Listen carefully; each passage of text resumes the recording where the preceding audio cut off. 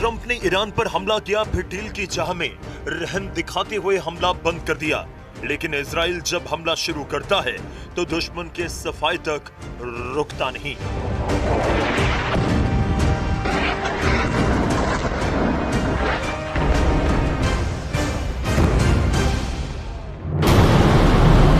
जैसे 12 दिन का युद्ध हुआ, जैसे 28 फरवरी के बाद अमेरिका और ईरान में बारूदी टकराव हुआ, क्या ये धमाके उससे कम लगते हैं?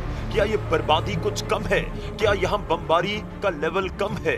यकीनन नहीं, क्योंकि इजराइल के बम धमाके हैं। ये जंगी जेट नेतन्याहू के ऑर्डर पर बारूद बरसा रहे हैं।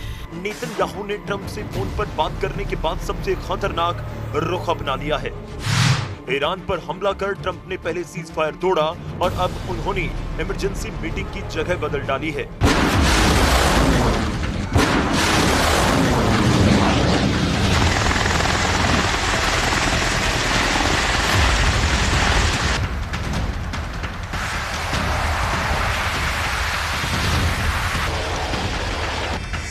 अमेरिका बड़ी दुविधा में है कि ईरान के कट्टर लड़ाकों का पक्का इलाज कैसे करे।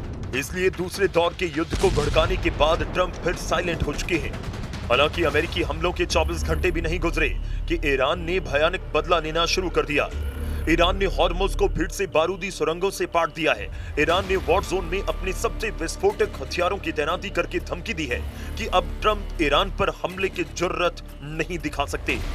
रेवोल्यूशनरी कमांडर अकबर जाधे ने धमकी देते हुए कहा कि इसमें कोई शक ना करें कि चाबहार से लेकर महशहर तक के पूरे इलाके को हमलावरों के लिए कब्रिस्तान बना दिया गया है।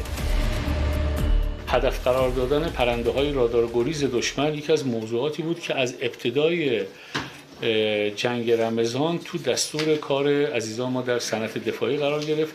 کمتر از 10 روز ما به فناوری مسلط شدیم که توانستیم هواپیمای F-35 و هواپیمای پیشرفته دشمن رو آسیب جدی بهش وارد.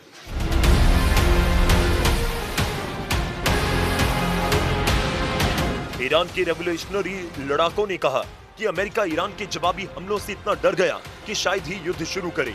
हालांकि ईरान की गलतफहमी इजराइल ने एक झटके में तोड़ भी डाली।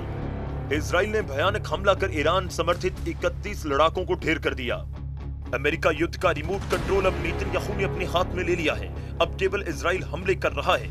लेबनान में बमबारी हो रही है, गाजा में बम फट रहे हैं। ईरान पर फिर से हमलों के लिए इजराइल ने ट्रंप के जंगी लड़ाकों को अपने यहाँ जुटा लिया है। लेबनान में हिजबुल्लाह और इजराइल का भीषण युद्ध चल रहा है। इजराइल डिफेंस फोर्स ने दावा किया कि हिजबुल्लाह के कई ठिकानों, रॉकेट लॉन्च साइट्स और ऑपरेशन सेंटर पर बड़े हमले किए गए। इजरायली सेना के मुताबिक लड़ाकों को भी मार गिराया गया जो आईडीएफ सैनिकों पर हमले की साजिश कर रहे थे। आईडीएफ की टीमें लितानी नदी और येलो लाइन से आगे घुसकर हिजबुल्लाह के ठिकानों पर छापेमार कार्रवाई कर रही है। इजराइल का मानना है कि अगर हिजबुल्लाह को उत्तर की तरफ धकेला जाए तो सीमा के पास बसे इजरायली इलाकों पर खतरा कम होगा। हालांकि हिजबुल्लाह के विस्फोटक एफपीवी ड्रोन करीब 30 किलोमीटर दूर तक हमला कर सकते हैं। इजराइल से सामने आई तस्वीरें शोमेरा बॉर्डर की बताई जा रही हैं, जिसमें एक इजरायली सैनिक हिजबुल्लाह के एफपीवी ड्रोन से बचते हुए भाग रहा है। ड्रोन आईडीएफ जवान का पीछा कर रहा है और सैनिक बचने के लिए भागता नजर आता है। दक्षिणी लेबनान में हिजबुल्लाह ने एक बड़े हमले का दावा किया। ईरानी न्यूज एजेंसी IRNA के मुताबिक हिजबुल्लाह ने मंगलवार को इजरायली सेना के सैन्य वाहन को निशाना बनाया। ड्रोन और हमले में 4 इजरायली सैनिक मारे गए। हिजबुल्लाह के जबरदस्त पलटवार से भड़के नेतन्याहू ने लड़ाका ग्रुप को खत्म कर डालने का ऑर्डर दे दिया है। בהנחיה שלי ושל שר הביטחון, יחד עם הרמטכ"ל, אנחנו מעמיקים את הפעולה שלנו בלבנון. צה"ל פועל עם כוחות גדולים בשטח ותופס שטחים שולטים. אנחנו מבצרים את רצועת הביטחון כדי להגן על יישובי הצפון. במקביל אנחנו מקיימים מאמץ לאומי ענק כדי לקדם פתרונות יצירתיים.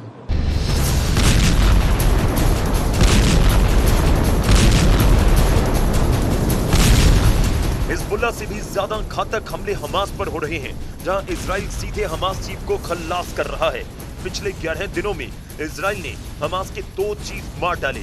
इजरायली सेना के मुताबिक एयर स्ट्राइक में हमास के मिलिट्री विंग के नए चीफ मोहम्मद औदेह को मार गिराया गया। औदेह को 7 अक्टूबर हमले का चीफ प्लानर बताया जा रहा है। इजराइल ने औदेह को इजराइल में घुसपैठ और हमले के टारगेट तय करने वाला मास्टरमाइंड करार दिया। औदेह के सफाई के साथ इजराइल ने पिछले 2 हफ्तों में हमास के दूसरे बड़े सैन्य कमांडर का खात्मा कर दिया। औदेह से पहले इजराइल के is Al Deen ul Haddad का सफाया 15 मई को किया गया था। इजराइल का मिशन हेड हंटर अब और ज्यादा आक्रामक हो गया है। गाजा से लेकर लेबनान की बैका वैली तक आईडीएफ लगातार विध्वंसक हमले कर रही है। इजराइल का दावा है कि 180 से ज्यादा ठिकानों को टारगेट किया गया। इजराइल ने हमास के नए सैन्य चीफ मोहम्मद औदेह को भी टारगेट किया। वहीं सीज फायर के बावजूद दक्षिण लेबनान में इजराइल की सेना लगातार बमबारी कर रही है। साफ दिख रहा है कि इजराइल केवल जवाबी हमला नहीं बल्कि हमास और हिजबुल्लाह की पूरी कमांड चेन तोड़ने के मिशन पर उतर चुका है, जिसे देखते हुए अब ईरान लेबनान वॉर में गेम चेंजर हथियारों के साथ एंट्री लेने के सिग्नल दे रहा है। लेबनान में इजराइल का ईरान से एनकाउंटर शुरू। इजराइल के बेन गुरियन और रेमन एयरपोर्ट इस वक्त अमेरिकी एयरफोर्स के बड़े बेस बनते जा रहे हैं। रिपोर्ट के मुताबिक दर्जनों अमेरिकी लड़ाकू और ईंधन भरने वाले विमान अब भी इजराइल में तैनात हैं। इतने सैन्य विमान मौजूद हैं कि आम फ्लाइट ऑपरेशन तक प्रभावित होने लगे हैं, जिससे साफ हो चुका है कि ईरान पर अमेरिका और इजराइल का दोबारा हमला हो सकता है। सीज फायर के बाद भी इजराइल में अमेरिकी सैन्य मौजूदगी लगातार बढ़ने से ईरान भी एक्टिव वॉर जोन में उतरने की तैयारी कर रहा है। این اولین بار نیست که ما شاهد این تناقض‌گویی ها هستیم. اصلا یکی از مشکلات ما در مذاکرات این تناقض‌گویی ها و این تناقض در رفتار اینهاست. این موضوع بار اول نیست.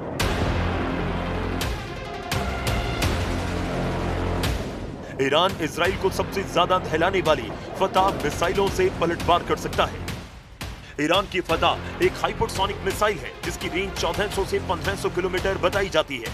इस मिसाइल की रफ्तार मैक 15 तक है, यानी ये 18,000 किलोमीटर प्रति घंटे की रफ्तार तक पहुंच सकती है। इजराइल के मिसाइल डिफेंस ईरानी हाइपरसोनिक हमलों को रोकने में नाकाम साबित होते रहे हैं, लेकिन नेतन्याहू इस वक्त डिफेंस से ज्यादा ऑफेंस यानी आक्रामक होने पर ध्यान दे रहे हैं, क्योंकि फतह अकेली मुसीबत नहीं। इजराइल पर हुए हमलों में जिन मिसाइलों ने तबाही मचाई उनकी लिस्ट देख लीजिए, क्योंकि यही अब तक नेतन्याहू के लिए सबसे बड़ी परेशानी बनी हुई है।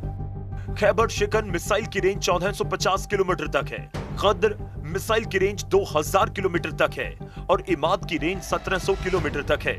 ये सभी मिसाइल इजराइल के खिलाफ ऑपरेशन में दागी जा चुकी हैं। तेल अवीव से लेकर हाइफा और अशदोद से लेकर बीरशीबा और शेफाल जैसे छोटे छोटे शहरों पर भी इन्हीं मिसाइलों से हमले हुए थे। इसलिए ईरान के कमांडर जो वार्निंग दे रहे हैं उसे इजराइल बिल्कुल भी हल्के में नहीं ले सकता। ईरान के मिसाइल गोदाम लगातार एक्टिव हैं, उसके लॉन्च पैड लगातार रीलोड किए जा रहे हैं। उधर इजराइल में नेतन्याहू टेंशन उनके दोस्त ने बढ़ा दी है। कभी नेतन्याहू के जिगरी दोस्त रहे अयाल मैगेट ने एक इंटरव्यू में कहा कि वो नेतन्याहू की बजाय अपनी बिल्ली को सत्ता में देखना ज्यादा पसंद करेंगे और अगर कोई सैन्य तख्ता पलट हो जाए तो उन्हें खुशी होगी। इजराइल में नेतन्याहू की तख्ता पलट की उम्मीद लगाई जा रही है तो तुर्की मैं लेबनान के कोला एरिया में हूं और आप देख सकते हैं कितनी तबाही हुई है यहाँ। एर्दोआन ने दुनिया भर के मुसलमान देशों से इजराइल को सबक सिखाने की अपील भी कर दी। एर्दोआन ने ईरान के राष्ट्रपति पेजेश्कियान से फोन पर बात करने के बाद युद्ध में साथ देने का वादा किया। मतलब सेकेंड राउंड में ईरान अकेला नहीं, अरब वर्ल्ड पहले ही ईरान के साथ नजर आ रहा है। शायद यही वजह है कि ट्रंप समझौते को युद्ध पर तवज्जो दे रहे हैं।